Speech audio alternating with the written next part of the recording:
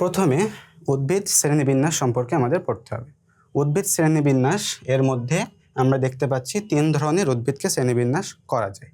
প্রথমত কৃত্রিম, এরপরে প্রাকৃতিক, এরপরে জাতিজনী। উদ্ভিদ শ্রেণীবিন্যাস আমরা দেখলাম, তাহলে প্রথমে হচ্ছে কৃত্রিম। এই কৃত্রিম শ্রেণীবিন্যাসের জনক থিওফ্রাস্টাস অ্যান্ড লিনিয়াস। থিওফ্রাস্টাস ও লিনিয়াস।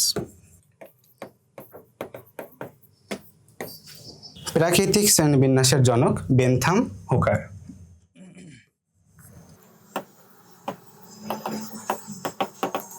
এবং জাতিজনী শ্রেণীবিন্যাসের জনক হলো এঙ্গলার প্রান্টল।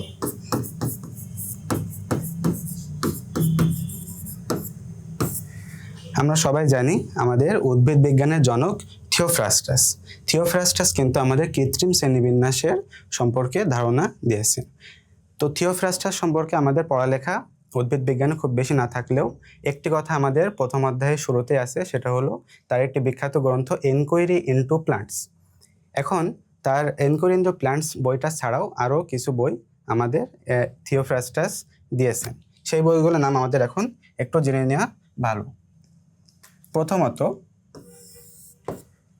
তাহলে আমরা সবাই যেটা জানি, প্রথমত এনকোয়ারি ইনটু প্লান্টস। এছাড়াও তার আরেকটা বই আছে, সেটি হলো on the causes of the plants. On the causes of plants. এই দুইটি বইয়ের নাম আমাদের খুব ভালোভাবে মুখস্থ রাখতে হবে, যেখান থেকে প্রতি বছর মেডিকেল ভর্তি পরীক্ষায় অনেক কোশ্চেন আসে।